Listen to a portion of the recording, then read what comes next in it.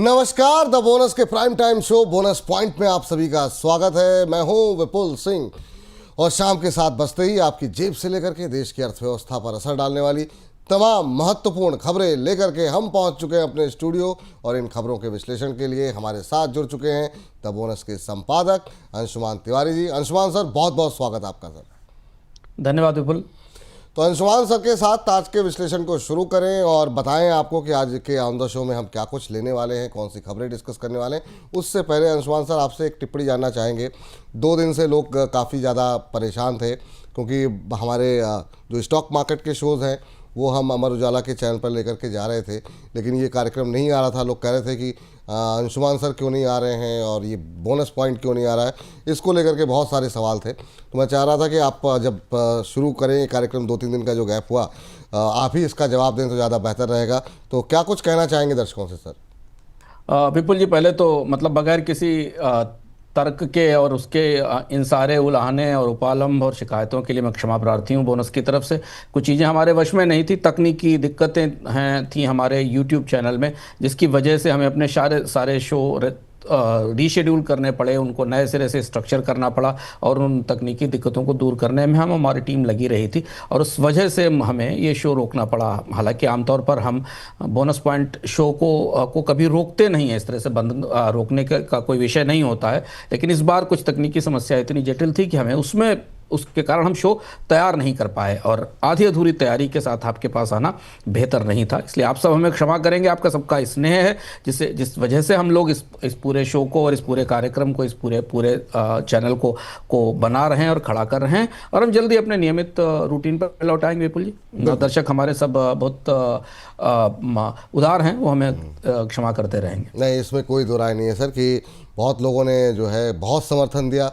बहुत सारी रीशेड्यूलिंग के बावजूद जो भी कार्यक्रम हम लेकर के उनके पास गए, अलग मंच पर लेके गए, लेकिन दर्शकों के बड़ी सराहना मिली और लोगों ने बहुत सारे पॉजिटिव कमेंट किए कि हम बोनस के साथ हैं और आप लोग धैर्य बनाए रखिए। तो उससे और निश्चित रूप से हम लोगों की भी ऊर्जा बढ़ती है। तो अंशुमान सर के साथ विश्लेषण शुरू करें और उससे पहले आपको बता देते हैं जरा आज मुख्य तौर पर हम किन विषयों, किन खबरों पर चर्चा करने वाले हैं।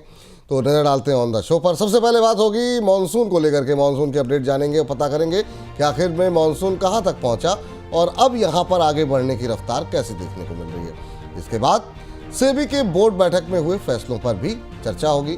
जानेंगे कि स्टार्टअप के ESOP और PSU कंपनियों की डीलिस्टिंग के फैसले का आखिर में क्या असर देखने को मिलेगा। भारत और कनाडा के बीच रिश्ते पहले से अब ठीक होने लगे हैं। दोनों देशों के नए उच्चायुक्तों की नियुक्ति पर भी राजी हो गए दोनों देश। साथ में मुक्त व्यापार समझौते पर भी दोनों देश में बातचीत शुरू हो रही है। क्या कुछ पूरी अपडेट है, क्या कुछ इसके मायने हैं, अंशुमान सर से डिटेल में इस पर बातचीत होगी। इसके अलावा एयरलाइन कंपनी एयर इंडिया की मुश्किलें फिलहाल के लिए कम होती नहीं दिखाई दे रही हैं। कंपनी को अब विदेशी उड़ानों में कटौती करनी पड़ रही है। थोड़ी देर में समझने की कोशिश करेंगे कि आखिर में कंपनी ने ऐसा क्यों किया और इसका असर क्या देखने को मिलेगा। अमेरिकी सेंट्रल बैंक फेडरल रिजर्व ने एक बार फिर से ब्याज दरों में कटौती नहीं की, लेकिन इस साल 2 कटौती के संकेत जरूर दिए हैं। थोड़ी देर में समझेंगे कि भविष्य को लेकर के फेडरल रिजर्व का आउटलुक क्या है और इस पर आगे क्या कुछ निकल करके आएगा, इस पर भी आज हम विस्तारपूर्वक बातचीत करेंगे। अमेरिका में क्रिप्टो को लेकर के नया कानून आ रहा है। अमेरिकी सीनेट ने कानून को मंजूरी भी दे दी है। कानून का आखिर में असर क्या होगा, इस पर भी अंशुमान सर से डिटेल में होगी बातचीत। और आखिर में ईरान और इजराइल युद्ध से जुड़ी खबरों का अपडेट भी जानेंगे। आशंका है कि युद्ध में अब अमेरिका भी शामिल हो सकता है। अंशुमान सर से समझेंगे कि आखिर में इसकी कितनी संभावना है और अगर ऐसा होता है तो इसका असर क्या होगा। तो विस्तारपूर्वक इन तमाम खबरों पर बातचीत करेंगे, लेकिन सबसे पहले बातचीत शुरू करना चाहेंगे आज के कार्यक्रम की मानसून की खबर के साथ। करीब 2 हफ्ते तक महाराष्ट्र में रुकने के बाद मानसून अब तेज गति से आगे बढ़ना शुरू कर दिया है और उत्तर प्रदेश पहुंच गया है। बुधवार को मानसून ने मध्य प्रदेश की सीमा से सटे उत्तर प्रदेश के कई इलाकों में दस्तक दी। इसके अलावा मानसून अधिकतर पूर्वी बिहार और पूर्वी राजस्थान को भी कवर कर चुका है। मानसून के आगे बढ़ने की वजह से देश भर में बरसात की स्थिति में सुधार देखने को मिला है। मानसून सीजन में अब तक हुई बरसात की कमी अब घट करके 11% पर आ गई है। सर, मानसून की रफ्तार फिर से तेज होती हुई दिखाई दी है। क्या कुछ भविष्य को लेकर के आउटलुक दिखाई दे रहा है और अभी क्या समझा जाए मानसून की इस रफ्तार को देखकर? विपुल जी, मानसून इस बार कुछ चौंकाने वाली गतिविधि कर रहा है। मानसून की हमने समय से पहले तेज आमद देखी, उसके बाद हमने करीब 2 पखवाड़े से अधिक समय तक मानसून को मध्य भारत में और पूर्वी भारत के हिस्सों में बंगाल की खाड़ी के आसपास फंसे हुए देखा। और अब फिर मानसून सक्रिय हुआ है, तो सक्रिय होने की रफ्तार बेहद तेज है। 24-48 घंटे के अंदर मानसून महाराष्ट्र से सफर करते हुए अगर आप ध्यान से देखें तो उत्तर प्रदेश की सीमा तक पहुंच गया, बल्कि उत्तर प्रदेश के भीतर पहुंच गया है। पूरा पूर्वी भारत मानसून ने कवर कर लिया है इस मैप के हिसाब से। गुजरात का भी एक बड़ा हिस्सा और मध्य प्रदेश तो पूरी तरह कवर्ड है, राजस्थान का निचला हिस्सा, झारखंड, ये सब कवर हो चुके हैं। और ये गति 2 ही 3 दिन के अंदर आई है। 2-3 दिन के अंदर मानसून की रफ्तार इतनी तेज दिखाई दी। यह प्रत्याशित है, क्योंकि आमतौर पर इतनी तेजी से आने वाला मानसून, फिर रुकने के बाद इतनी तेजी से शुरू होने वाले मानसून को लेकर अब थोड़ा आकलन उलझे हुए हैं। यहां से मानसून की रफ्तार, अभी जून का महीना है, मानसून की रफ्तार यहां से आगे क्या फिर कमजोर पड़ सकती है। और जैसा हम पहले भी बताते रहे इस कार्यक्रम में कि भारतीय अर्थव्यवस्था के लिए, भारतीय शेयर बाजार की दृष्टि से मानसून की सक्रियता और अच्छी बारिश जुलाई अगस्त में सबसे महत्वपूर्ण होती है, क्योंकि वही फसलों का सबसे कीमती समय और सबसे महत्वपूर्ण समय है। लेकिन मानसून दोबारा सक्रिय हुआ है, यह अच्छी बात है। महाराष्ट्र के अधिकांश हिस्सों में मानसून सक्रिय है। अब यहां से इसकी गति कैसी दिखती है अगले एक हफ्ते में हमें पता चलेगा कि क्या इस रफ्तार के बाद इसमें फिर कमजोरी आएगी, या हम निरंतर जुलाई अगस्त तक मानसून की व्यवस्था को सामान्य होते देखेंगे। डेफिसिट कवर हो गया है। अभी उत्तर प्रदेश तक पहुंचने तक मानसून का जो डेफिसिट है या जो कमी है बरसात की, वो करीब 11 से 12% बची है जो हम अगले 24-48 घंटों की बारिश में जो आकलन हमें मौसम विभाग से मिल रहे हैं, अगले 24 घंटों की से 48 घंटों की बारिश में वो डेफिसिट या वो कमी पूरी हो जाने की उम्मीद है जी। इस बीच फार्मा सेक्टर की हजारों एमएसएमई कंपनियों के बंद होने की अब नौबत आ गई है। बेहतर मैन्युफैक्चरिंग प्रैक्टिस के लिए इन कंपनियों को मई के अंत तक सरकार को अपना अपग्रेडेशन प्लान सौंपना था, लेकिन मई अंत तक अधिकतर कंपनियों ने जो है ये प्लान सौंपा है, जिस वजह से उन कंपनियों पर अब काम बंद करने की नौबत आ सकती है। जिन कंपनियों ने प्लान नहीं दिया है, बेहतर मैन्युफैक्चरिंग प्रैक्टिस की जांच के लिए सरकार की तरफ से जल्द ही कंपनियों की ऑडिटिंग अब शुरू हो सकती है। सर, लगभग कितनी कंपनियों ने प्लान नहीं सौंपा है अभी तक सरकार को? विपुल जी, ये खबर महत्वपूर्ण और समझने जैसी, और इसका काफ़ी असर हमें दवा बाजार पर, फार्मास्यूटिकल बाजार पर दिखाई देगा। करीब 6000 के आसपास ऐसी कंपनियां हैं, छोटी और मझोली कंपनियां, जिन्हें सरकार ने अपनी मैन्युफैक्चरिंग प्रैक्टिस बदलने के लिए आइडेंटिफाई किया था, शॉर्टलिस्ट किया था, या जिनकी सूची बनाई थी, और इनसे कहा था कि उन्हें अपने दवाओं के उत्पादन के तौर तरीकों में बदलाव करना होगा।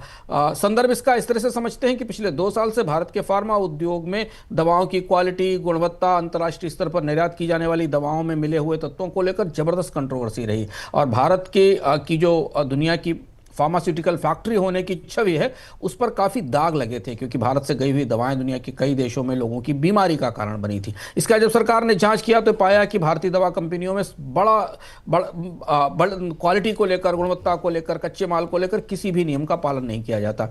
पिछले 1 साल की प्रक्रियाओं में नई प्रैक्टिसेस लाई गई, नए नियम बनाए गए जिनको की जीएमपी कहा जा रहा है, और उसके बाद अब कंपनियों को अपने आप को अपग्रेड करने के लिए कहा गया है उन नई प्रैक्टिसेस के तहत।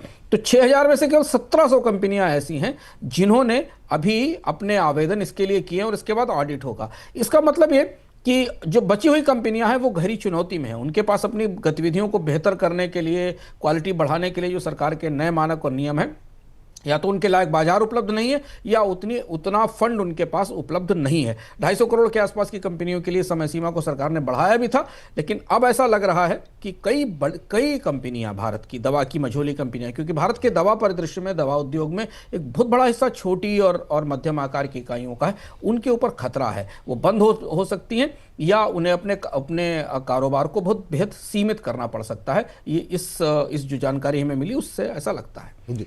सर, इससे भारत के फार्मा उद्योग में किस तरह का परिवर्तन, किस तरह का बदलाव की उम्मीद हम कर सकते हैं?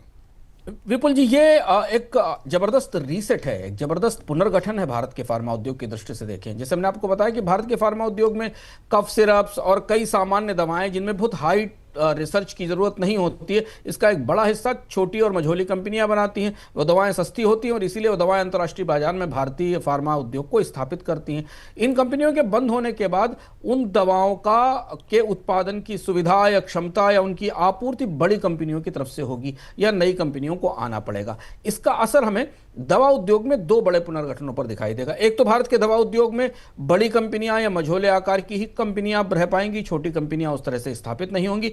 दूसरे पहलू से देखें तो शायद जो उनकी गुणवत्ता खराब थी, उनकी जो मिलावट थी दवा में, उसने उनको इस स्थिति में पहुंचाया है। लेकिन दूसरा बड़ा जो रीसेट होगा वो ये होगा कि दवाओं की कीमत बढ़ सकती है, दवाएं महंगी हो सकती हैं। दवाएं वैसे भी भारत में महंगी हो रही हैं लगातार, लेकिन इस घटनाक्रम के बाद भारत में दवाओं की कीमत भी महंगी हो सकती है। बट इस घटनाक्रम को मैं करीब से देखना होगा कि भारत के फार्मास्यूटिकल उद्योग में क्या बड़ा पुनर्गठन होता है, और इसके नतीजे हमें अगले 5-6 महीनों में दिखने लगेंगे।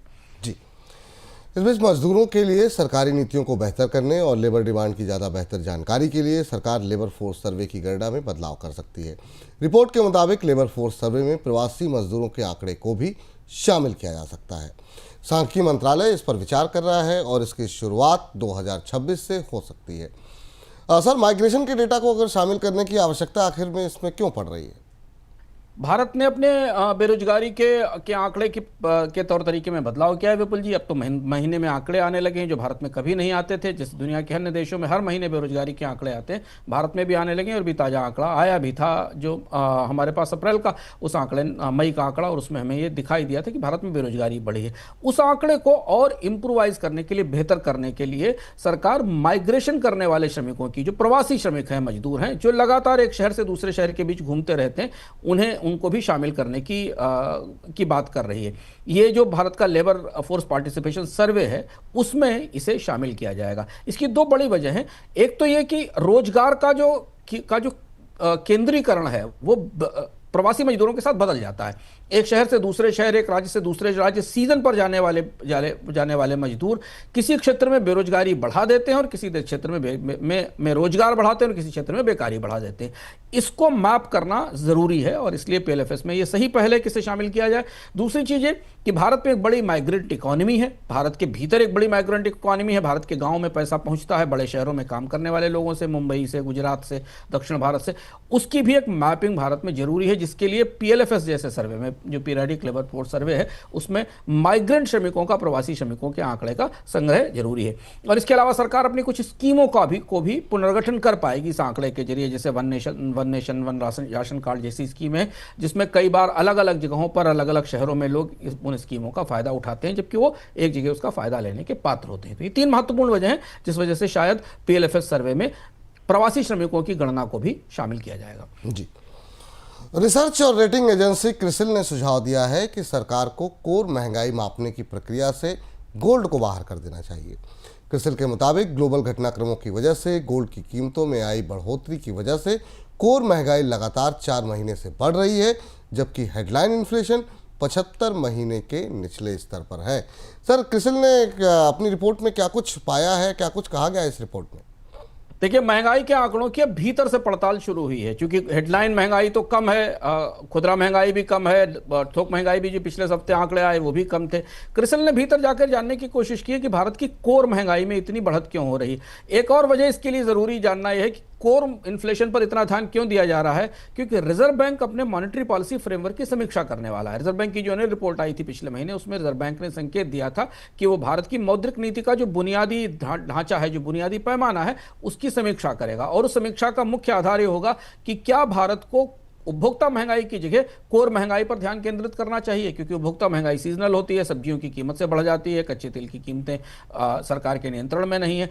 कोर महंगाई महत्वपूर्ण है, जो कि स्थायी है, और अगर इसमें बढ़ोतरी दिखाई देती है तो महंगाई को उसके आधार पर भारत में मौद्रिक नीति तय होनी चाहिए। हालांकि अभी तय नहीं हुआ है, लेकिन मॉनेटरी पॉलिसी फ्रेमवर्क की जब समीक्षा शुरू होगी तो उसमें इस विषय को शामिल किया जाएगा। और उसी में एक बिंदु जोड़ते हुए क्रिसिल का यह मानना है कि 2024 से 2025 के दौरान सोने की इन्फ्लेशन, गोल्ड की इन्फ्लेशन करीब 24 से 25% के आसपास रही है, जबकि पिछले साल 2023-24 में 15% थी। स्वाभाविक सी बात, हम सबको पता है कि पिछले एक साल में सोने की कीमतों में कितना तेज इजाफा हुआ है, कितनी तेज बढ़ोतरी हुई है, और सोना रिकॉर्ड ऊंचाई पर आज भी है तमाम कारणों से, जिसका असर कोर इन्फ्लेशन पर दिखाई देता है। तो क्रिसिल का कहना है कि अगर कोर इन्फ्लेशन की सही तस्वीर हमें हासिल करनी है, जो कि हो सकता है भविष्य में रिजर्व बैंक के फैसलों का, मौद्रिक फैसलों का, ब्याज दरें तय करने के निर्णय का आधार बने, तो उसे कोर इन्फ्लेशन से गोल्ड की महंगाई को निकाल देना चाहिए, क्योंकि गोल्ड की महंगाई सामान्य महंगाई परिदृश्य में शामिल नहीं होती। आंकड़ा यही बताता है, और इस आंकड़े की वजह से क्रिसिल का कहना है कि अगर गोल्ड की महंगाई को बाहर किया जाएगा तो इसका महंगाई की तस्वीर सही मिलेगी। पर एक और महत्वपूर्ण बात है, गोल्ड की तो तकनीकी बात है, एक बात और क्रिसिल ने अपने इस अध्ययन में कही जो बेहद जरूरी और जो सामान्य उपभोक्ताओं से जुड़ती है। क्रिसिल का कहना है कि भारत की कोर महंगाई में मोबाइल टैरिफ्स बढ़ने का बड़ा असर हो रहा है। मोबाइल की महंगाई, मोबाइल दरों में महंगाई जो पिछले 2 साल से लगातार दिख रही, जब से भारतीय बाजार में डुपुली हुई है, 2 कंपनियां हुई हैं, मोबाइल दरें बार बार बढ़ रही हैं और भारत की कोर इन्फ्लेशन को बढ़ाने में वो महत्वपूर्ण योगदान कर रही हैं। तो मोबाइल टैरिफ्स को तो आप बाहर नहीं कर सकते क्योंकि सर्विसेज की इन्फ्लेशन तो काउंट होती है, सोने को बाहर किया जा सकता है। और इस पर हम लोग पहले भी चर्चा कर चुके हैं कि मोबाइल की महंगाई के कारण भारत में पहली बार ऐसा हुआ जब पिछली तिमाही में नए मोबाइल कनेक्शंस की संख्या में कमी आई थी। इस बीच बुधवार को कैपिटल मार्केट रेगुलेटर सेबी की बोर्ड बैठक में कई महत्वपूर्ण फैसले हुए। सेबी ने स्टार्टअप के सॉफ्ट नियमों में ढील के साथ पीएसयू कंपनियों की डीलिस्टिंग के नियमों में भी ढील दी है। इसके अलावा एफपीआई और एआईएफ के निवेश से जुड़े नियमों में भी ढील दी गई। सेबी के इन फैसलों को देश में विदेशी निवेश को बढ़ावा मिलने के साथ स्टार्टअप की लिस्टिंग भी बढ़ने की संभावना जताई जा सक रही है। सर, स्टार्टअप को लेकर के सेबी के फैसले में क्या कुछ बातें कही गई हैं? बेहद महत्वपूर्ण बैठक थी विपुल जी। सेबी के फैसले और इस बैठक का इंतजार किया जा रहा था। इंतजार तो सबसे ज्यादा किया जा रहा था एआईएफ को लेकर, जिस पर हम आगे आएंगे। पर हम डेटा पॉइंट के जरिए समझते हैं कि सेबी की बैठक ने कौन से ऐसे फैसले लिए हैं सेबी के बोर्ड ने जिनका असर में आने वाले समय में सरकारी कंपनियों, निजी कंपनियों, म्यूचुअल फंड इन्वेस्टर्स सब पर दिखाई देगा और ये भारत में बढ़ते हुए बदलते हुए रेगुलेशन का एक महत्वपूर्ण नमूना भी होगा। स्टार्टअप फाउंडर्स को लेकर एक बड़ी दुविधा रही है भारत में। स्टार्टअप कंपनियां जब भी अपने आईपीओ के लिए जाती हैं तो उनके मालिकों को अपने ईसॉप, उनके जो प्रमोटर्स हैं या जो इन्वेस्टर्स, उनको अपने ईसॉप गंवाने पड़ते हैं। अब सेबी ने इस रियायत को इसे उदार कर दिया है, यानी ईसॉप रखते हुए भी स्टार्टअप कंपनी आईपीओ ला पाएगी। ईसॉप रखने की शर्त है कि उसे कम से कम 1 साल पहले दिया गया, यानी आईपीओ लाने की तारीख के 1 साल पहले अगर कंपनी ने अपने कर्मचारियों, अपने प्रबंधकों, अपने इन्वेस्टर्स को ईसॉप दिए हैं तो वो कंटिन्यू किए जा सकते हैं। ईसॉप देने और आईपीओ फाइल करने के बीच 1 साल का अंतर जरूरी है। इस फैसले से स्टार्टअप्स को फायदा होगा, नए आईपीओ लाने में मदद होगी क्योंकि वहां फाउंडर्स की हिस्सेदारी लंबे समय तक बनी रहेगी। विपुल जी, दिक्कत यह थी कि फाउंडर्स को अचानक अपनी हिस्सेदारी बेचनी पड़ती थी आईपीओ की व्यवस्था में। तो नए स्टार्टअप्स को में लेकिन अब नए स्टार्टअप्स जो आएंगे उन्हें इक्विटी हिस्सेदारी के आधार पर अपने कर्मचारियों को कंपनसेशन देने होंगे। तो इससे स्टार्टअप के लिए और एसएमई आईपीओ की प्रक्रिया में तेजी आएगी आने वाले समय में। मोटा असर यह है, तकनीकी चीजों से भी अलग जाएं तो भारत का जो एसएमई आईपीओ बाजार है वो इससे थोड़ा ज्यादा सक्रिय होता दिखाई देगा कि तमाम स्टार्टअप कंपनियां अब आसानी से अपने आईपीओ ला सकेंगी जी। दूसरा महत्वपूर्ण फैसला पीएसयू को लेकर था। जी बिल्कुल, मेरा सवाल भी वही था सर कि पीएसयू डीलिस्टिंग के नियमों में क्या कुछ बदलाव हुए हैं और आगे किस तरीके से डीलिस्टिंग होती हुई दिखाई देगी? पीएसयू लिस्टिंग का फैसला भी सरकार के लिए काफी काम का साबित होगा।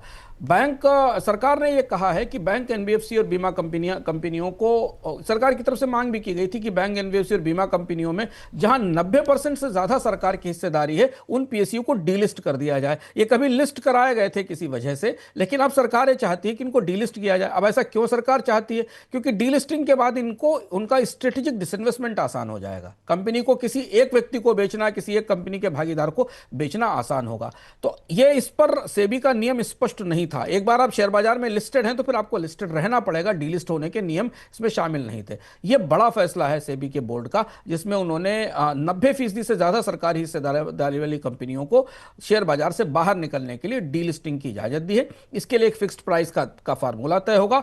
वैल्यूअर की तरफ से जो भी पैसा तय होगा उसमें उसकी कम से कम 15% ज्यादा कीमत देनी होगी। कीमत किनको मिलेगी? उन शेयर धारकों को मिलेगी जो 10% के हिस्सेदार हैं। उसमें एफआईज भी हो सकते हैं, छोटे इन्वेस्टर्स भी होते हैं। इससे क्या होगा कि जब हिस्सेदारी कम हो जाएगी और कंपनी डीलिस्ट हो जाएगी तो इसे सरकार शेयर होल्डर्स की मंजूरी के बिना भी बाजार में बेच सकेगी। इससे सरकार की डिसइन्वेस्टमेंट प्रक्रिया तेज होने की संभावना है। डीलिस्टिंग की लागत भी थोड़ा कम होगी, इससे ऐसा नजर आता है जी। एक और महत्वपूर्ण फैसला जो हुआ है सर, वो हुआ है एआईएफ को लेकर के। वहाँ पर जो बदलाव हुए हैं वो किस दिशा में हुए हैं और उससे क्या कुछ फ़ायदा आने वाले दिनों में देखने को मिल सकता है?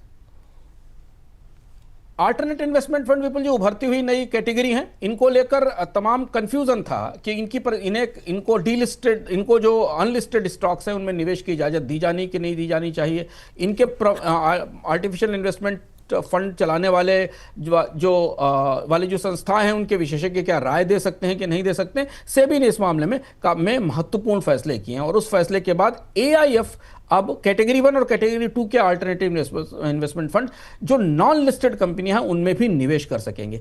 इससे उन निवेशकों को जो निवेशक विपुल जी म्यूचुअल फंड से बाहर हटकर थोड़ा ज्यादा जोखिम लेना चाहते हैं और बेहतर रिटर्न चाहते हैं, उनके लिए निवेश का एक नया मौका मिलेगा। एआईएफ अल्टरनेटिव इन्वेस्टमेंट के नए तरीके ढूंढेंगे और इसका एक परोक्ष फायदा यह होगा कि छोटी और मध्यम कंपनियां जो एसएमईज हैं उन्हें पूंजी मिलना आसान हो जाएगा। तो यहां से एआईएफ की प्रक्रिया में जो भी दुविधाएं थी, जो भी उलझनें थी, वो दूर होती दिखाई दे रही हैं और इसके बाद आपको अगले 2-3-4 महीनों में भारत में कई म्यूचुअल फंड्स के और कई कंपनियों के एआईएफ में सक्रियता आती दिखाई देगी। जी, चलिए आगे बढ़ते हैं, अगली खबर का रुख करेंगे। शेयर बाजार के ऊपरी स्तर पर पहुंचने का असर म्यूचुअल फंड पर पड़ा है। म्यूचुअल फंड इंडस्ट्री के साथ नए निवेशकों के जुड़ने की रफ्तार अब घटती हुई दिखाई दे रही है। इस साल मार्च से मई के दौरान हर महीने औसतन 3 से 4 लाख नए म्यूचुअल फंड निवेशक जुड़े हुए हैं, जबकि उससे पहले नवंबर से जनवरी के दौरान हर महीने औसतन 7 से 8 लाख नए निवेशक जुड़ रहे थे। सर, ये जो बदलता हुआ ट्रेंड है ये क्या बता रहा है?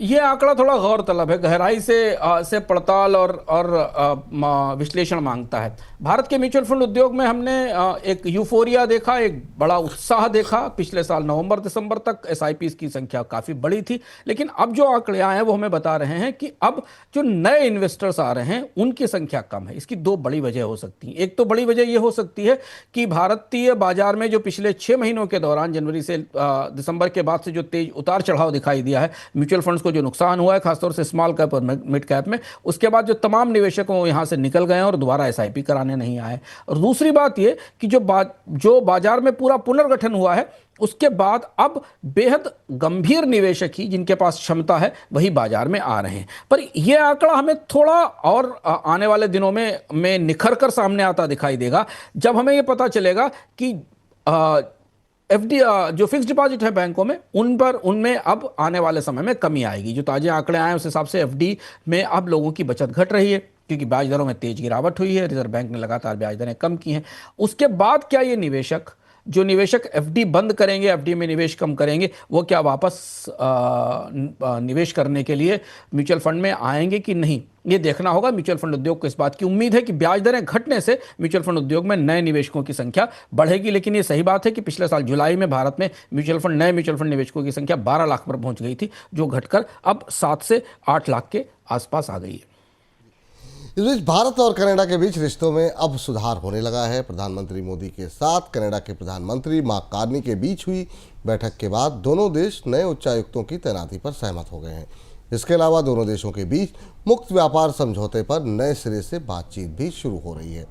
कनाडा के पूर्व प्रधानमंत्री जस्टिन ट्रूडो के समय दोनों देशों के रिश्ते खराब हो गए थे। सर, क्या ये मान के चलें कनाडा के साथ रिश्तों में खटास का दौर वो समाप्त हो चुका है?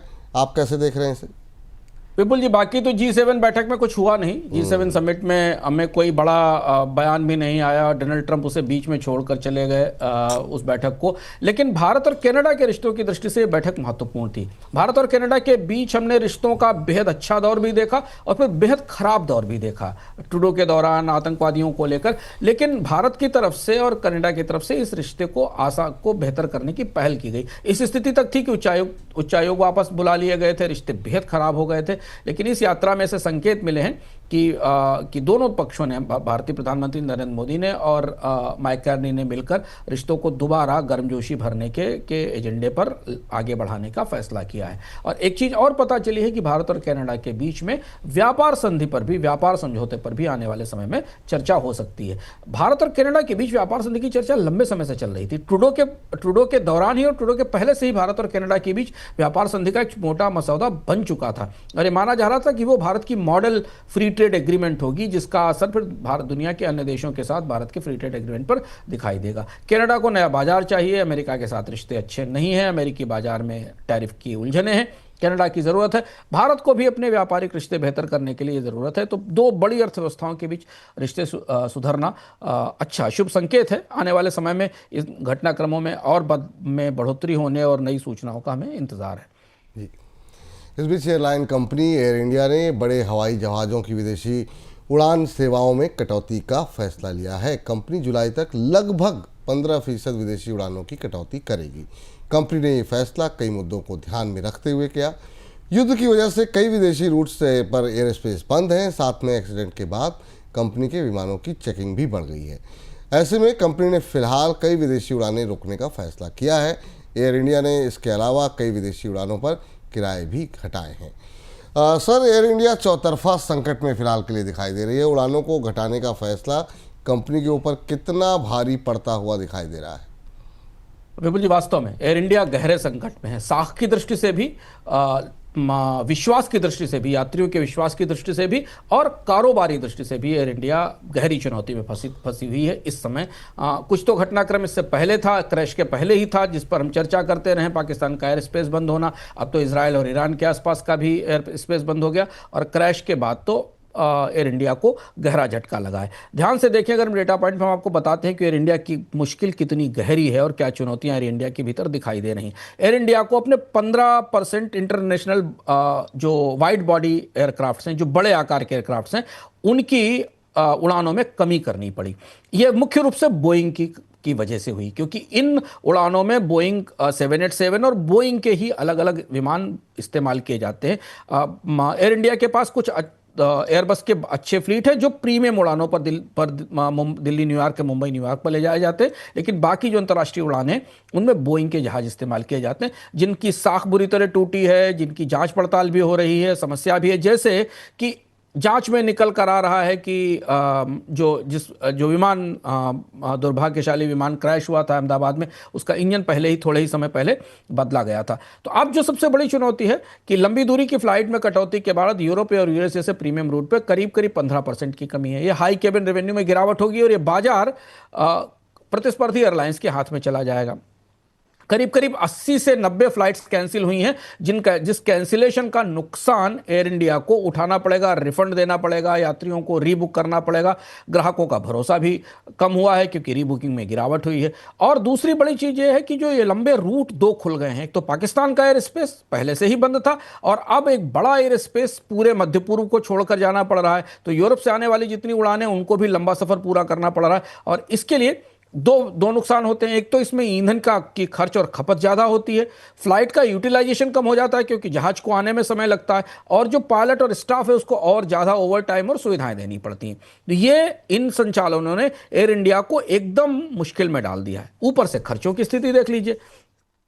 एक तो डीजीसीए ने जांच की तो 787, 777 रोक लिए गए, उनको ग्राउंड किया गया, उन पर खर्चे भी ज़्यादा हैं, जैसा हमने बताया रीरूटिंग के कारण ओवरटाइम की लागत है। दूसरा ये कि लंबे रूट पर ईंधन की खपत के कारण, अभी तो ईंधन की सस्ता है लेकिन लंबे रूट पर ईंधन की खपत ज़्यादा होती है। यहाँ जो सबसे खतरनाक चीज़ एयर इंडिया के लिए हो सकती है वो ये कि अगर क्रूड और ज़्यादा महंगा हुआ यहाँ से, जिस पर हम आगे बात करेंगे कि 90 से $100 के आकलन मिल रहे हैं, और एटीएफ की कीमतें बढ़ी, तो एयर इंडिया के लिए फिर आर्थिक संकट बड़ी मुश्किल हो सकती है। फिलहाल अभी जो हमारे पास आंकड़े अलग अलग जगह से आए हैं, उस हिसाब से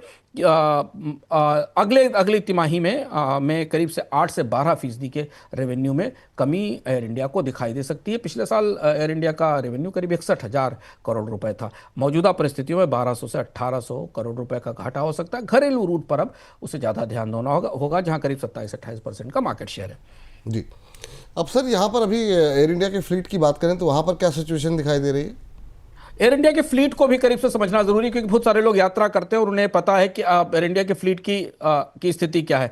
डीजीसीए के पास जो एयर इंडिया ने जून तक अपने फ्लीट्स की जानकारी दी है, जो सारी एयरलाइंस देती हैं, उसके हिसाब से हम डेटा पॉइंट में देखते हैं। एयर इंडिया के पास जो A320 नियो हैं वो 57 के आसपास एयरक्राफ्ट हैं, जो घरेलू ये इनके वर्कहॉर्स हैं। घरेलू फ्लाइट्स में जितनी भी घरेलू फ्लाइट्स हैं इनका इस्तेमाल किया जाता है, और छोटी इंटरनेशनल उड़ानों पर भी इनको भेजा जाता है। बोइंग ये वो जो 23 का हिस्सा है ना, बोइंग 787-8 और बोइंग 787-9, ये कुल मिलाकर जो 29 एयरक्राफ्ट हैं, ये मिड लॉन्ग हॉल और लंबी दूरी के हैं। इन्हीं में सबसे ज़्यादा समस्या आ रही है। इसके साथ 13 और जहाज़ों को आप मिला लीजिए, तो ये जो बोइंग का पूरा पैक है, 15% की जो फ्लाइट की कटौती की गई है उसका असर हमें यही दिखाई देगा। A350-900 प्रीमियम रूट पर चलते हैं, वो चलते रहेंगे, उन प्रीमियम रूट्स के ऊपर कोई दिक्कत नहीं आएगी। A321 न्यू LR भी एक है जो कि घरेलू स्तर पर कुछ लंबी उड़ानें लेता है और आसपास की लंबी उड़ानें लेता है। एक और आपने दिलचस्प बात विपुल जी आज नोट की होगी कि एयर इंडिया ने अपने यहाँ उड़ानों के आधार पर जहाज के मेक के आधार पर किराए में बदलाव किया है। अभी फिलहाल जो स्थिति है उसमें एयर इंडिया के 36 जहाज ग्राउंडेड है, एयरक्राफ्ट ग्राउंडेड है, और 190 के आसपास एयर इंडिया के जहाज इस समय एक्टिव हैं। और अभी जो सूचना आई उस हिसाब से एयर इंडिया ने अपने अपने उड़ानों में बोइंग पर की जो उड़ानें हैं उन पर किराए कम किए हैं। नए ऑर्डर की स्थिति है, 474 नए विमान ऑर्डर पर हैं, डिलीवरी 2030 तक हो सकती है। एयर इंडिया की बड़ी चुनौती यह है विपुल की A319 एयरक्राफ्ट इस साल की चौथी तिमाही तक रिटायर होने वाले हैं और इसके बाद एयर इंडिया को उड़ानों की कमी पड़ सकती है, जिसका असर हमें फिर किराए पर दिखाई देगा। एक और महत्वपूर्ण विषय जो चिंताएं बढ़ाए हुआ है एविएशन पूरी इंडस्ट्री की, वो है कच्चा तेल। ये सर कितनी बड़ी चुनौती हो सकता है कंपनी के लिए, खासतौर से जो पहले से ही कई सारे संकटों से घिरी हुई है? यही देखिए विपुल, किसी भी महत्वपूर्ण एविएशन कंपनी की लागत का सबसे बड़ा हिस्सा उसका एविएशन फ्यूल होता है और एविएशन फ्यूल एयर इंडिया की इस चुनौती में जहां उसे 1200 से 1500 करोड़ के लॉस का आकलन बाजार कर रहा है, ऐसी स्थिति में एविएशन फ्यूल की महंगाई एयर इंडिया पर काफी भारी पड़ेगी। और चूंकि एयर इंडिया अभी पूरी तरह मर्जर से निकल रही है, विस्तारा का पूरा मर्जर नहीं हो पाया है, कंपनी ने अभी एक ही साल पहले 6 महीने पहले 3 कंपनियों को मिलाकर मर्जर किया है, कई सारे खर्चे हैं। ऐसी स्थिति में अगर क्रूड महंगा होता है, भड़कता है या ATF की कीमतें बढ़ती हैं तो एयर इंडिया के लिए की वित्तीय स्थिति में संकट आएगा। और एविएशन का पुराना इतिहास भी विपुल बताता है कि जब भी इस तरीके की समस्याएं होती हैं, दुनिया में युद्ध होते हैं, कच्चे तेल की कीमतें बढ़ती हैं और एयरक्राफ्ट क्रैश होते हैं, तो विमानन कंपनियों के लिए सबसे मुश्किल दौर होता है। एयर इंडिया उसी मुश्किल दौर में भी दिखाई दे रही है। चलिए यहाँ से आगे बढ़ते हैं, अगली खबर का रुख करेंगे। शीतल पेय कारोबार में अपनी पकड़ मजबूत बनाने के लिए रिलायंस कंज्यूमर बड़ा निवेश करने जा रही है। एक रिपोर्ट के मुताबिक कंपनी की 8,000 करोड़ रुपए के निवेश की योजना है। इस निवेश के जरिए कंपनी अपने कैंपा ब्रांड का विस्तार करेगी, साथ में नए प्रोडक्ट भी लॉन्च करेगी। कंपनी के 10 से 12 नए प्लांट खोलने की भी योजना है। सर, रिलायंस की सॉफ्ट ड्रिंक कारोबार को लेकर आगे की तैयारियां किस तरीके से दिखाई दे रही हैं? क्या एक अग्रेसिव अप्रोच के साथ बढ़ती हुई दिखाई दे रही है यहाँ पर रिलायंस? हाँ विपुल, रिलायंस ने इस बाजार में भी जियो वाला इफेक्ट किया है। जो जियो मॉडल है, आमतौर पर यह माना जा रहा था कि कैंपा कोला के आने से बाजार के जो 2 प्रमुख दिग्गज हैं सॉफ्ट ड्रिंक बाजार के, पेप्सी और कोक, उन पर असर नहीं पड़ेगा। लेकिन कैंपा कोला ने इस बाजार में कड़ी प्रतिस्पर्धा दी और इसके साथ साथ रिलायंस ने कुछ और भी ड्रिंक्स लॉन्च किए, कुछ क्षेत्रीय कंपनियों से समझौता किया, जिसमें कि एक कंपनी श्रीलंका की भी है। और इसके साथ एक ठीक ठाक पोर्टफोलियो सॉफ्ट ड्रिंक का या बेवरेजेस का रिलायंस ने तैयार कर लिया है। अब जरूरत इस बात की है कि रिलायंस को बाजार से जो रिस्पांस मिला है उसको देखते हुए उत्पादन की क्षमताएं बढ़ाई जाए। और इसीलिए जो आपने बताया कि 6 से 8,000 करोड़ रुपए की इन्वेस्टमेंट की तैयारी की, 8,000 करोड़ रुपए की इन्वेस्टमेंट की तैयारी की है रिलायंस ने अपने सॉफ्ट ड्रिंक बिजनेसेस में, जिसमें नए प्लांट लगाए जाएंगे और पोर्टफोलियो में नए ब्रांड्स भी जोड़े जाएंगे। तो ये गर्मी का मौसम तो नहीं, लेकिन हाँ अगले गर्मी के मौसम तक हम रिलायंस के कोल्ड बेवरेजेज के बिजनेस का एक बिल्कुल बड़ा और नया विस्तारित रूप देख पाएंगे, ऐसा लगता है जी। तो चीन की तरफ से रेयर अर्थ मैग्नेट की निर्यात पर सख्ती की वजह से दुनिया भर का ऑटो उद्योग तो मुश्किल में है ही, साथ में टीवी, वेयरेबल और स्पीकर इंडस्ट्री पर भी मार पड़ी है। देश भर में स्मार्ट टीवी इंडस्ट्री को रेयर अर्थ मैग्नेट्स की कमी का सामना करना पड़ रहा है। ऊपर से चीन की सख्ती की वजह से ग्लोबल मार्केट में इसकी कीमतें भी 15% तक बढ़ी हैं। एक्सपोर्ट पर सख्ती की वजह से मई के दौरान चीन का रेयर अर्थ एक्सपोर्ट 61% घटा है।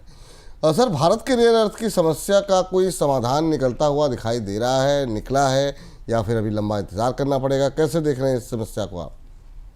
अभी तात्कालिक तौर पर भारत के ऑटो उद्योग ने चीन के साथ रेयर अर्थ की आपूर्ति सामान्य होने जैसा संकेत नहीं दिया है। हालांकि भारत की तरफ से कोशिश की गई है, ऐसा माना जा रहा है कि लाइसेंस की शर्तों में थोड़ी उदारता चीन ने दिखाई है, लेकिन अभी रेयर अर्थ की आपूर्ति भारतीय बाजार के लिए अच्छी नहीं हुई है, पर्याप्त नहीं हो पाई। और इसके अलावा रेयर अर्थ का जो दूसरा मैग्नेट्स का हिस्सा है जो इलेक्ट्रॉनिक्स में लगता है, उसकी भी अब कमी हो रही है। हालांकि इलेक्ट्रॉनिक्स बनाने वाली कंपनियों के पास 3 महीने 4 महीने तक के स्टॉक्स होते हैं, लेकिन चीन की सख्ती के बाद इस बात की संभावना है कि आने वाले समय में इन उद्योगों के लिए भी, बहुत सारे जो वियरेबल इक्विपमेंट्स हैं उनके लिए भी रेयर अर्थ की कमी हो सकती है। भारत के सरकार के पास विकल्प बेहद सीमित हैं। सरकार की तरफ से एक बैठक भी 1-2 दिन पहले हुई थी, जिसमें रेयर अर्थ की आपूर्ति की स्थिति को समझने की कोशिश की गई थी। खनन मंत्रालय मिनरल्स एक्ट में संशोधन करने जा रहा है, जिससे कि रेयर अर्थ की क्षमताओं को बढ़ाया जा सके। ऐसा नहीं है कि भारत में रेयर अर्थ उपलब्ध नहीं है, भारत में रेयर अर्थ उपलब्ध है। सबसे बड़ी चुनौती रेयर अर्थ की पूरी दुनिया में प्रोसेसिंग है, जो अमेरिका के पास भी नहीं और भारत के पास भी नहीं, वो केवल चीन के पास है। हमने विस्तार से अपने पिछले अर्थ में बताया था कि अमेरिका की चीन की ताकत उसके जमीन के भीतर दबा हुआ रेयर अर्थ नहीं है, बल्कि जमीन के ऊपर लगी रेयर अर्थ की प्रोसेसिंग फैक्ट्रियां हैं। 90% रेयर अर्थ प्रोसेसिंग की क्षमता दुनिया में की 90% क्षमता चीन के पास है, और वो क्षमता जब तक नहीं कोई देश बना पाता उसके बराबर, तब तक उसे रेयर अर्थ के लिए चीन पर निर्भर रहना पड़ेगा। लेकिन इसका असर हमें भारतीय बाजार में मैन्युफैक्चरिंग उद्योग पर दिखाई देने लगा है। जी, अमेरिकी सेंट्रल बैंक के फेडरल रिजर्व ने एक बार फिर से ब्याज दरों में किसी भी तरह का कोई बदलाव नहीं किया। ब्याज दरों को 4.25% से 4.4% पर स्थिर रखा गया। हालांकि फेड रिजर्व ने इस साल ब्याज दरों में 2 बार कटौती के संकेत जरूर दिए हैं। सर, फेड रिजर्व के भविष्य को लेकर के क्या कुछ संकेत दिए गए, कैसे देख रहे हैं? आज जो कमेंट्री देखने को मिली, जो बातें उनकी तरफ से कही गई, बाजार को तो बहुत ज़्यादा पसंद नहीं आई। बाजार के लिए स्वाभाविक सी बात थी। बाजार पहले ही मान के बैठा हुआ था विपुल जी कि फेडरल रिजर्व ब्याज दरों में कोई कमी नहीं करने वाला है, 4.25 से 4.5 के पास रहेगी। बाजार को केवल एक उम्मीद थी, या बाजार को केवल एक चीज देखनी थी कि फेडरल रिजर्व भविष्य को लेकर किस तरीके के संकेत देता है, किस तरीके के इशारे करता है। तो ये जो 2 कटौती की बात घूम घूम कर आ रही है, पहले से भी थी, इस साल के अंत तक की जाएगी, लेकिन अभी उसमें बहुत सारे किंतु परंतु हैं। किंतु परंतु ये है कि 2 महत्वपूर्ण बातें फेडरल रिजर्व ने कही। एक तो महंगाई बढ़ने की संभावना है। महंगाई में अब नया फैक्टर कच्चे तेल की कीमतें हैं, क्योंकि अमेरिकी बाजार में भी WTI करीब करीब $73 $74 के आसपास पहुंच गया है। दूसरा, टैरिफ के कारण तो महंगाई बढ़ी रही है। जुलाई सर पर खड़ी हुई है, जहां डोनाल्ड ट्रंप को फैसला लेना होगा कि जिन देशों के साथ उनकी संधि नहीं हुई उन पर वो टैरिफ लगाएंगे कि नहीं लगाएंगे। ये अनिश्चितता तो पिछले जनवरी से जारी है। और तीसरी चीज ये कि जिन पर टैरिफ लगाया जा चुका और जो टैरिफ सक्रिय हैं, चाहे चाइना के हों, कनाडा के हों, मैक्सिको के हों, उनका असर हमें बाजार में कीमतों पर दिखने लगा है। महंगाई के आंकड़े दिख रहे हैं, उपभोक्ताओं का की खपत में, खर्च में कमी आ रही है। ऐसी परिस्थिति में फेडरल रिजर्व ने पूरी तरह इस मामले में जो मौजूदा नीतियां हैं उन पर चीजें छोड़ दी हैं, और संकेत ये है कि अगर ये नीतियां नहीं बदलती हैं तो अमेरिकी अर्थव्यवस्था में स्लो डाउन और एक छोटी मोटी मंदी का खतरा भी है, जो कि अलग अलग अध्ययनों से भी सामने आ रहा है। ऐसी सूरत में फेडरल रिजर्व ब्याज दरों में कमी कब करेगा ये कहना मुश्किल है। हालांकि फेडरल रिजर्व की दुविधा हमें भी समझनी चाहिए। एक तरफ महंगाई है, दूसरी तरफ मंदी है, स्टैगफ्लेशन का खतरा है। स्टैगफ्लेशन की परिस्थिति में फेडरल रिजर्व को आगे बढ़कर ब्याज दरों में रियायत देनी चाहिए, लेकिन उसे महंगाई का खतरा ज्यादा बड़ा दिख रहा है आर्थिक स्लोडाउन की तुलना में, और इसी दुविधा के बीच में इस बैठक में कोई फैसला नहीं हुआ। जी, अमेरिका में स्टेबल कॉइन को रेगुलेट करने के कानून को सीनेट की मंजूरी मिल गई है। इस कानून के पक्ष में 68 और विरोध में सिर्फ 30 वोट पड़े, जो बताता है कि रिपब्लिकन सांसदों के साथ कई डेमोक्रेट सांसदों ने भी कानून के पक्ष में वोट किया। इस कानून को अमेरिका में क्रिप्टो करेंसी को सपोर्ट करने के तौर पर देखा जा रहा है। कई अमेरिकी सेनेटर्स ने कहा कि कानून अमेरिका को क्रिप्टो में ग्लोबल लीडर बनने में मदद करेगा। सर, ये क्रिप्टो कानून अमेरिका की किस तरह की तैयारी को बता रहा है आगे चल करके, इस पर बारे में क्या टिप्पणी है सर आप? तमाम युद्ध की खबरों और फेडरल रिजर्व की बैठक के बीच विपुल जी, ये सबसे बड़ी खबर है भविष्य की दृष्टि से, जो दुनिया के बाजारों को प्रभावित करेगी। अमेरिका ने पहली बार क्रिप्टो टोकन को कानूनी मान्यता देने की तैयारी की है, और उसका कानूनी ढांचा सीनेट में मंजूर हो गया है। सीनेट ने जो फैसला किया है, इससे अमेरिका में स्टेबल कॉइन अब वैध रूप से मान्य होंगे। स्टेबल कॉइन क्रिप्टो की ही फैमिली के, क्रिप्टो परिवार के ही सदस्य हैं। इनमें और सामान्य क्रिप्टो में फर्क ये होता है कि इनके अगेंस्ट कोई एसेट होती है, इनके अगेंस्ट या तो बॉन्ड होंगे या गोल्ड होगा या कैश होगा, इसके आधार पर ही स्टेबल कॉइन्स जारी किए जा सकते हैं। जो कानून अमेरिकी सीनेट ने मंजूर किया उसका नाम जीनियस एक्ट है। उस जीनियस एक्ट के तहत हर स्टेबल कॉइन के बराबर उसके वैल्यू का 100% रिजर्व जरूरी होगा, यानी कोई भी स्टेबल कॉइन अगर कोई जारी करता है तो उसको एक 100% रिजर्व बनाना होगा। उसके बराबर की कैश या बॉन्ड में इन्वेस्टमेंट अमेरिकी सरकार की ट्रेजरी में या अमेरिका सरकार के पास रहेगी।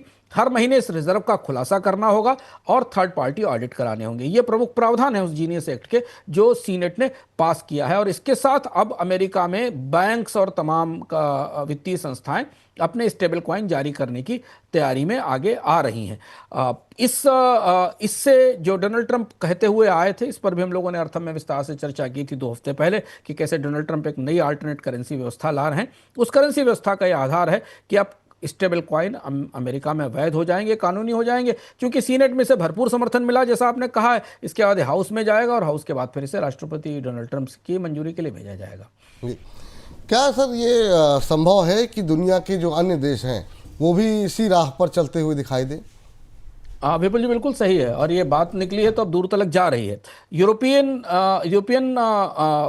यूनियन ने अपना एक कानून बनाया है जिसका नाम मीका है। वो भी स्टेबल कॉइन को की मंजूरी देता है। इसके लिए स्टेबल कॉइन जारी करने वाली कंपनियों को लाइसेंस लेना होगा और उनके लिए भी सख्त नियम शर्तें तय की गई हैं। सिंगापुर ने भी स्टेबल कॉइन के नियम बना दिए हैं। स्टेबल कॉइन को बैंकों में रखना होगा, इसका एक रिजर्व होगा, इसका नियमित ऑडिट कराना होगा। जापान ने तय किया है कि स्टेबल कॉइन चलेंगे लेकिन केवल येन बेस्ड, जो उनकी अपनी करेंसी बेस्ड एसेट्स हैं या जो निवेश के विकल्प हैं उन्हीं पर आधारित होंगे। रियल टाइम लिक्विडिटी दिखानी होगी, यानी अगर कोई स्टेबल कॉइन बेचने आए तो उसे तत्काल भुगतान मिलना चाहिए।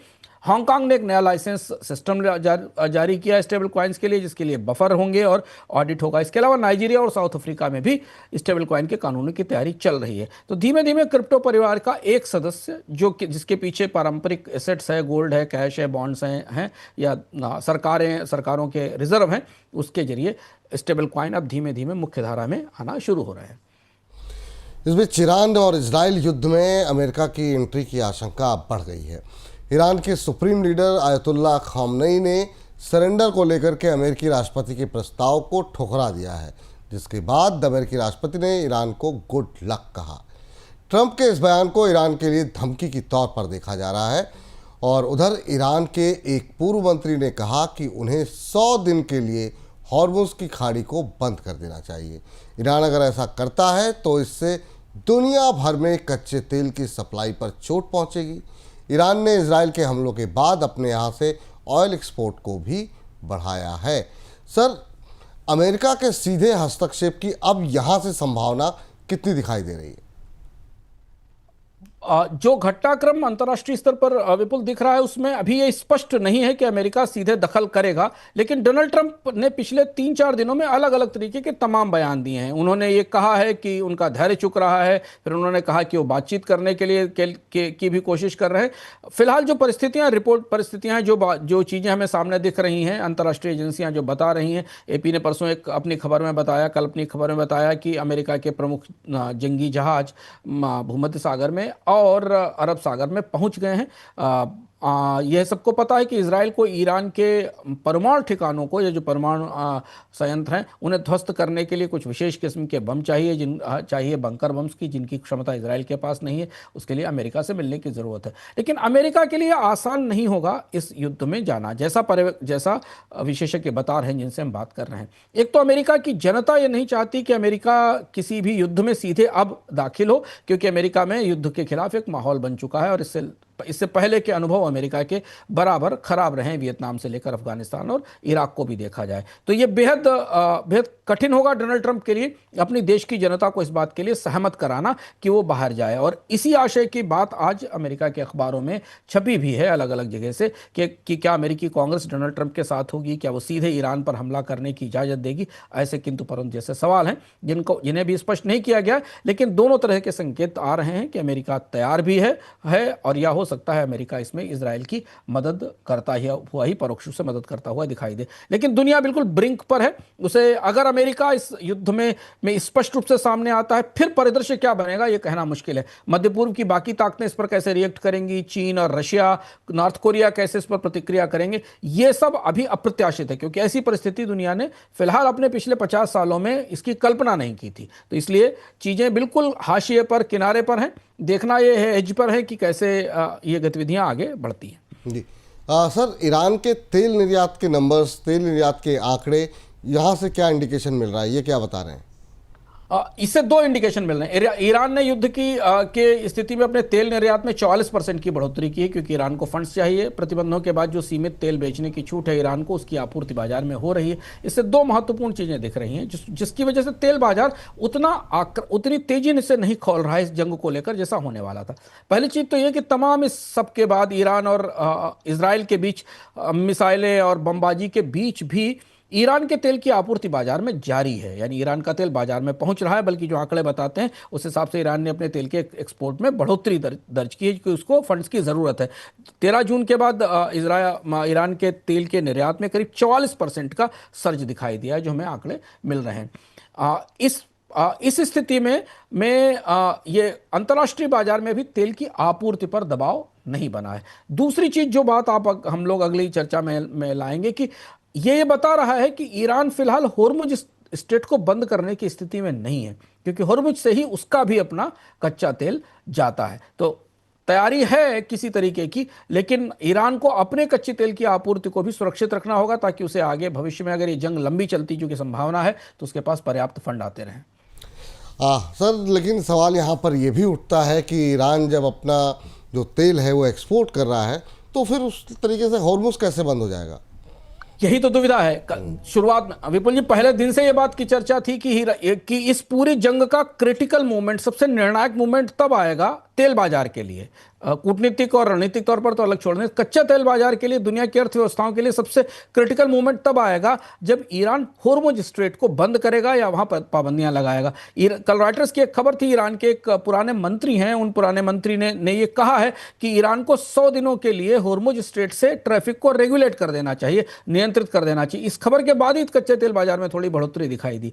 लेकिन दुविधा यह है कि होर्मुज स्ट्रेट बंद होने के साथ ईरान के अपने तेल का निर्यात भी रुक जाएगा, जो इसी रास्ते से जाता है। और यही वो संतुलन है, नाजुक संतुलन है, जिस संतुलन के कारण दुनिया के तेल बाजार में इस इतनी भयानक जंग के बाद भी कीमतें 75 से $80 के आसपास ही रुकी हुई, बल्कि $80 से नीचे हैं। हालांकि गोल्डमैन सैक्स का अभी एक आज शाम को आकलन आया है, जिसका मानना यह है कि होर्मुज स्ट्रेट में अगर थोड़ी बहुत भी गतिविधियां इधर उधर होती हैं तो कच्चे तेल की कीमतें $90 के आसपास पहुंच जाएंगी। लेकिन अगर जंग बढ़ती है, ईरान पर हमला होता है और ज्यादा हमले होते हैं, या किसी स्थिति में यूएस अमेरिका इसमें शामिल होता है, तो फिर होर्मुज स्ट्रेट पर खतरा बढ़ जाएगा। तो बाजार उसके लिए इस पूरे घटनाक्रम को करीब से समझने की कोशिश कर रहा है। लेकिन फिलहाल होर्मुज स्ट्रेट से तेल की आवाजाही अबाध रूप से जारी है, कम से कम ईरान का तेल तो आ रहा है। लेकिन विपुल जी, एक दूसरी बात यह भी है कि शिपिंग कंपनियां थोड़ा उस रास्ते से जाने से डर रही हैं। अंतर्राष्ट्रीय शिपिंग मार्केट से जो संकेत आ रहे हैं उस हिसाब से करीब 20 से 25% शिपिंग टैंकर्स ने, जो VLCC टैंकर हैं, वेरी लार्ज क्रूड टैंकर्स हैं,